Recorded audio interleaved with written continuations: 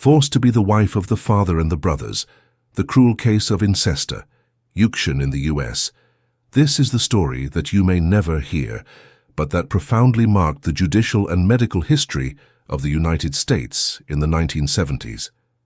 In the depths of the Appalachian Mountains, where the dense green of the trees hides secrets as old as the rocks themselves, lived the Blackwood family. A family that, for the rare visitors of the small community of Pine Hollow in Western Virginia, seemed only reserved and traditional. But behind the wooden walls of that isolated cabin, a dark reality was hidden that would only come to light in 1978, when Margaret Blackwood, then 23, finally managed to escape the nightmare that was his own home. The patriarch, Joseph Blackwood, born in 1931, was known in the region as a child and with a few words. After the death of his wife Ellen, during the birth of his fifth son in 1962, Joseph gradually pushed the family out of any contact with the outside world. The Blackwood property, located more than 20 kilometers from the nearest city, became practically inaccessible when Joseph began blocking access roads with fallen trees and makeshift fences. At that time, it was common families to live in isolation in the mountains, following old traditions and distrusting strangers, explains local historian Robert Jenkins. But the Blackwood case surpassed all the boundaries of what could be considered a simple reclusive lifestyle. On the property lived Joseph, his three children, Thomas, born in 1952, William, 1954, and James, 1958, and his two daughters, Margaret, 1955, and the youngest Sarah, 1962.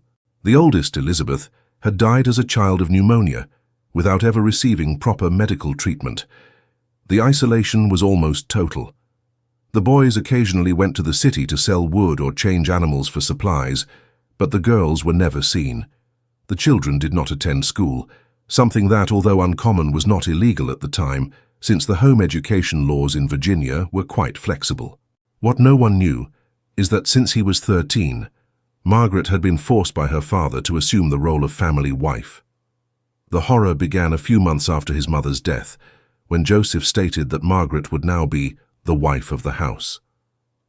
The Blackwood case is particularly disturbing because it represents an extreme form of social isolation combined with forced consanguine practices, explains Dr. Helena Rodriguez, expert in forensic psychology.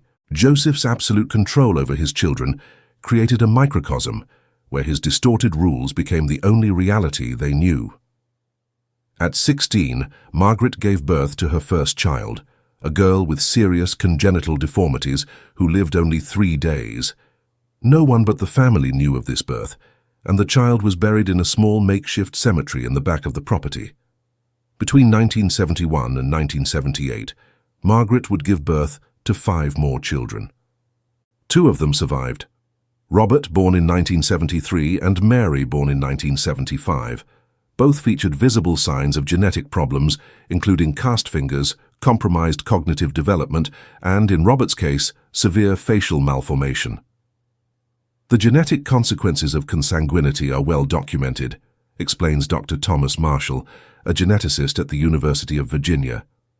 When close relatives have children, the risk of rare recessive diseases and congenital malformations dramatically increases.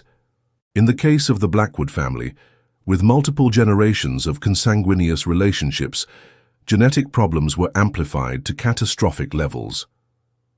The situation was further determined when Sarah, the younger sister, began to show signs of puberty.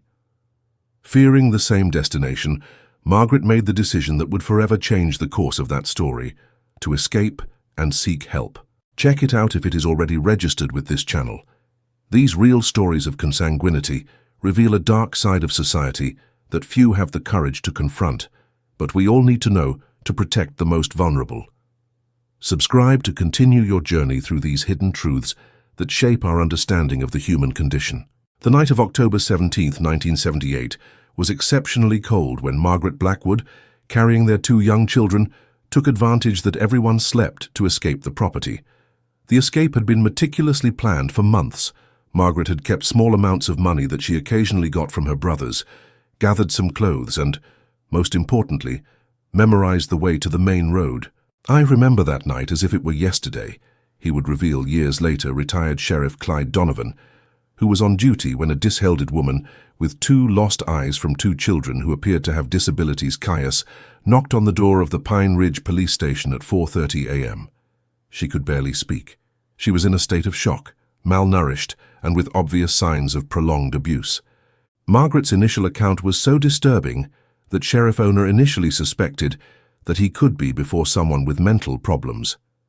But the consistency of the details and the presence of children with obvious signs of genetic problems convinced him to investigate. The children barely spoke, recalls nurse Janet Williams, who attended her family at the local hospital. The boy, Robert, had what would later be diagnosed as syndactylia, cast fingers, and jaw problems that made it difficult to diet. The girl, Mary, had severe strabismus and showed light signs of delay in development. The revelation of Margaret's history triggered one of the largest police operations in the history of the county.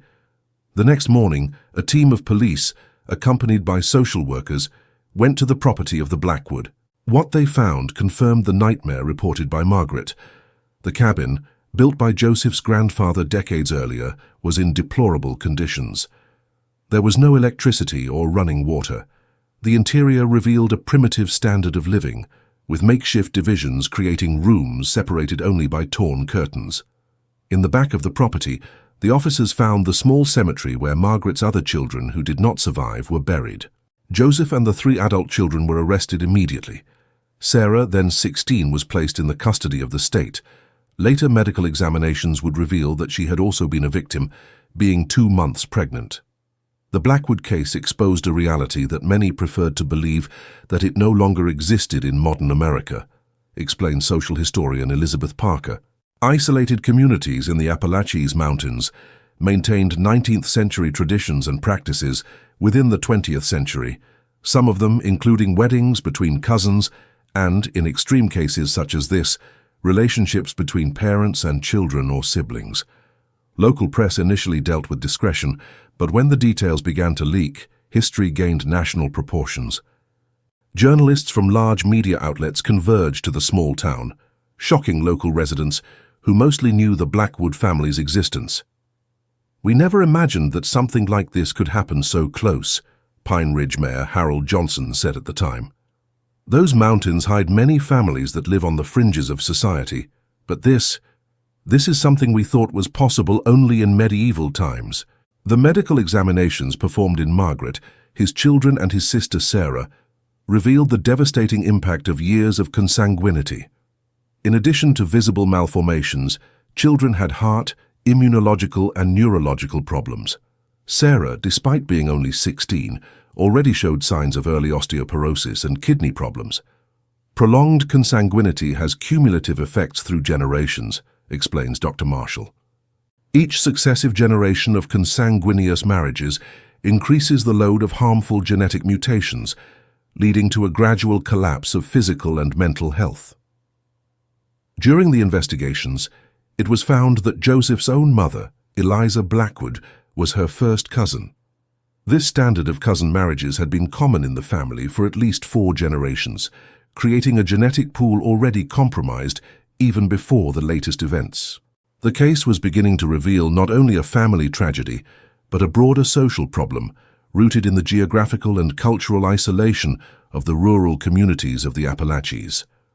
Joseph Blackwood's trial and his 3 children began in April 1979, attracting unprecedented national attention to the small county court. The prosecutor designated for the case, Catherine Reynolds, a young lawyer determined to do justice, faced significant challenges. There were no clear precedents for such a case and magnitude, explains legal historian Paul Withers. Most cases of consanguineous relationships that reached the courts involved a perpetrator and a victim, not an entire family system built around this practice.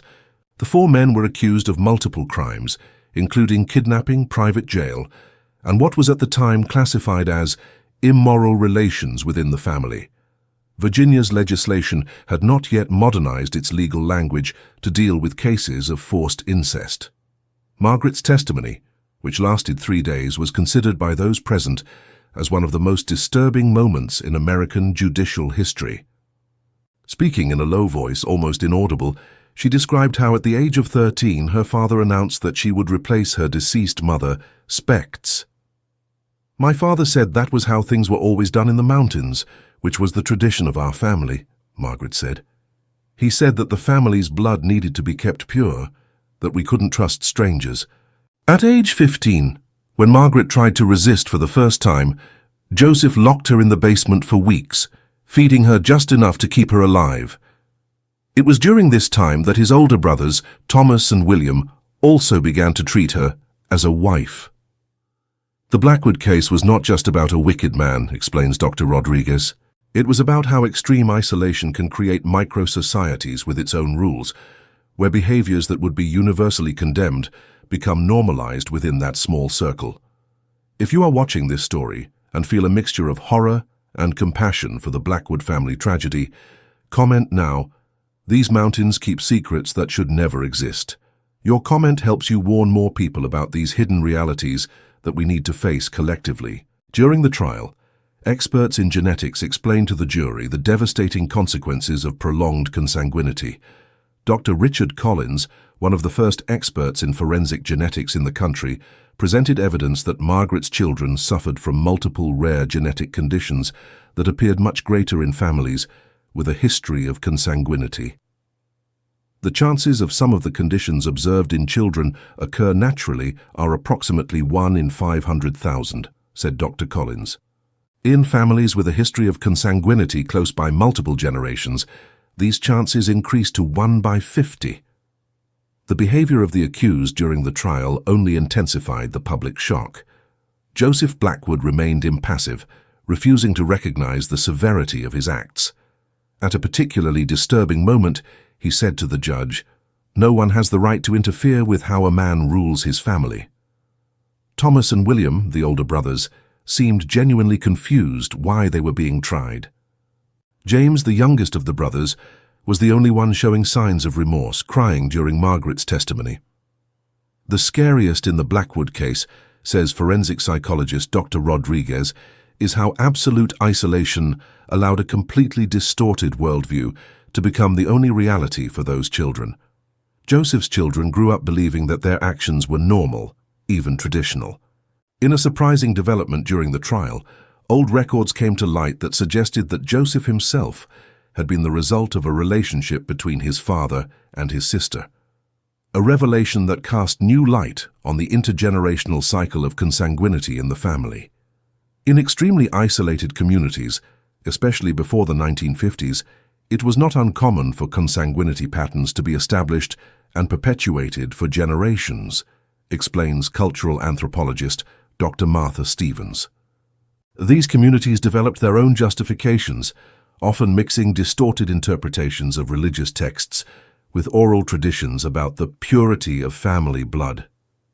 The trial also exposed the failure of local authorities and social services.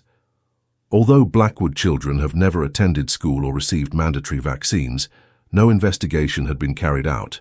An employee of local social work admitted that the family had been on a checklist for years, but due to the scarcity of personnel and the difficulty of access to property, the case was never properly investigated. The sentence, pronounced in July 1979, was historic. Joseph Blackwood was sentenced to 3 consecutive penalties of life imprisonment with no possibility of parole. Thomas and William received 45 years each, while James, considered less guilty for being part of the influence of his father, received 20 years. While the judicial case came to an end, the true battle of Margaret and his children was just beginning. The detailed medical examinations performed in the children revealed the devastating extension of the genetic consequences of prolonged consanguinity. Robert, then 6, had not only visible physical malformations, but also serious heart problems that would require multiple surgeries throughout his life. Its immune system was so committed that common infections represented potentially fatal threats. Mary, 4, suffered from a rare metabolic disease that affected her ability to process proteins, requiring an extremely restrictive diet. Its cognitive development was significantly late, and neurological examinations indicated structural abnormalities in the brain. The Blackwood case provided the medical community a unique opportunity to study the extreme effects of close consanguinity by multiple generations, explains Dr. Lawrence Peterson, a geneticist who accompanied the case. The problems observed in children went far beyond what we usually see in cases of first-generation consanguinity. Genetic analysis, still in their early days, confirmed that both children carried multiple recessive genetic mutations that only manifested because they had received identical copies of defective genes on both the maternal and paternal side. Exactly the scenario that makes consanguine relationships as problematic from the genetic point of view. In normal populations, many of us carry one or two potentially harmful recessive genetic mutations, explains Dr. Peterson, but as our partners probably do not carry the same mutations, our children inherit only one copy and remain healthy. In consanguineous relationships, especially when repeated for generations, the likelihood of a child inheriting two identical copies of a defective gene increases dramatically. Sarah, Margaret's younger sister, faced her own tragedy. His pregnancy, the result of forced relationship with his father, presented severe complications. The baby, born prematurely in May 1979, lived only 2 days, suffering from multiple organic failures. Sarah's case represents the vicious cycle of consanguinity, says Dr. Rodriguez. She herself was already a product of a committed genetic pool, and her son would face even more genetic challenges. Legal intervention, as late as it was, at least interrupted this cycle. Margaret, Sarah, and the surviving children faced not only medical challenges, but also social stigma. After the trial, the family was relocated to another state with new identities, as part of a precursor program of what we know today as protection to witnesses. The stigma associated with consanguinity is as old as civilization itself, explains anthropologist Dr. Richard Barnes. Virtually all cultures have developed taboos against nearby relationships, partly by intuition on genetic consequences, but also as a form of social organization. When extreme cases like Blackwood come to light, they often arouse visceral revulsion. The Blackwood case also had significant political and social repercussions. In 1980, the Virginia legislature revised its laws on child abuse and consanguinity, creating more severe penalties and clearer procedures for intervention in suspected cases. Social services in various states have enhanced their protocols to identify and monitor families in extreme isolation.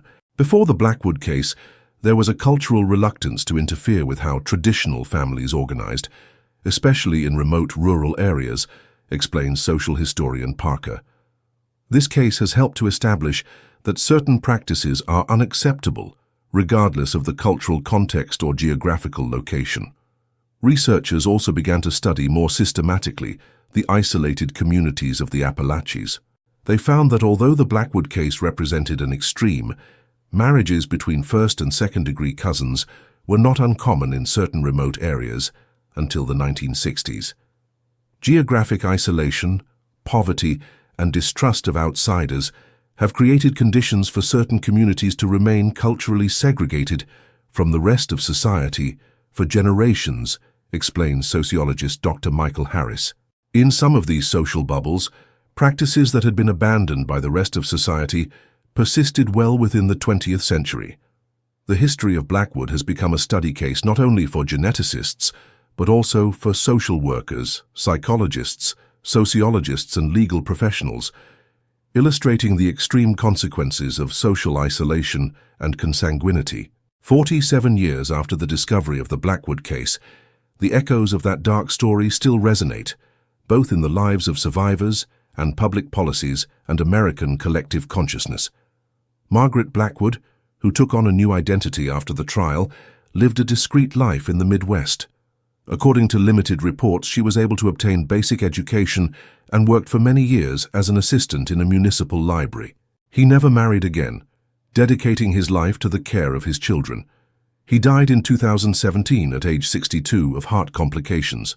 Robert, his son, faced numerous medical challenges throughout his life. 17 surgeries were subjected to adulthood, most to correct heart and orthopedic problems. Despite their physical and cognitive limitations, it achieved partial independence, working on protected jobs and living in an assisted community. Inumarara interviews anonymously to a researcher in 2005. He said, "I never met my father or uncles, and I'm grateful for it. The only family I ever needed was my mother." Mary, Margaret's daughter, had a harder way. Their neurological conditions severely limited their ability to develop independent life skills. He has lived in specialized institutions since adolescence and needs continuous care to this day. Sarah, Margaret's younger sister, may have achieved the most remarkable recovery. After years of intensive care, he completed high school and later college, becoming a social worker specializing in cases of child abuse. In occasional lectures, always using pseudonym and altered appearance, she shares her experience to train professionals who work with abuse victims. Sarah's case represents the extraordinary resilience of the human spirit, says Dr. Rodriguez. Turning such a deep trauma into motivation to help others is a healing path that few can go. Joseph Blackwood died in prison in 1992 at age 61, without ever showing remorse for his actions. Thomas and William remain incarcerated, having had all requests for denying parole. James, who received the smoother sentence, was released in 1999 and lives under supervision in an unclogged state, where he allegedly works as a mechanic and leads a lonely life. The place where the Blackwood property was completely abandoned. The cabin was demolished and the area gradually claimed by the forest. Few local residents know how to identify the exact place where the family has lived, and the most superstitious avoid the area, claiming that carries a heavy energy. There is a natural human tendency to want to erase the physical traces of tragedies like this, explains Dr. Barnes. It's as if by removing visible evidence, we could somehow eliminate the stain in the collective conscience of the community. The most lasting legacy of the Blackwood case, however, is in the social and legal changes it has triggered. More rigorous laws on child abuse, higher resources for protection services in rural areas, and enhanced protocols to monitor families in extreme isolation have been implemented in several states. The Blackwood case represents a turning point in the way American society sees its collective responsibility for the protection of children, says retired Judge Martha Collins, who has accompanied several cases of child abuse throughout her career. He forced us to recognize that even in a society that values family privacy, there are limits that cannot be exceeded. From the scientific point of view, the case provided valuable insights on the effects of prolonged consanguinity on the human genome. DNA samples collected from all family members have been preserved, and, with the advancement of genetic sequencing technologies in the following decades, continue to reveal new information about the genetic mechanisms involved. Blackwood samples, as they are known in the scientific community, represent a unique record of the extreme effects of consanguinity by multiple generations, explains Dr. Peterson. Each advancement in genomic technology allows us to extract new information from these samples, contributing to our understanding of rare genetic diseases. Perhaps the most important legacy of the case is educational. The history of Blackwood is studied in faculties of medicine, law, social work, and psychology as an extreme example of the consequences of social isolation and consanguinity. The value of this story lies in its power to warn of early warning signs, explains Dr. Stevens. No family reaches this extreme point overnight. There is always a gradual process of isolation, control, and normalization of abusive behaviors that, if identified early, can be interrupted. For the rural communities of the Appalachians, the case brought often unwanted scrutiny.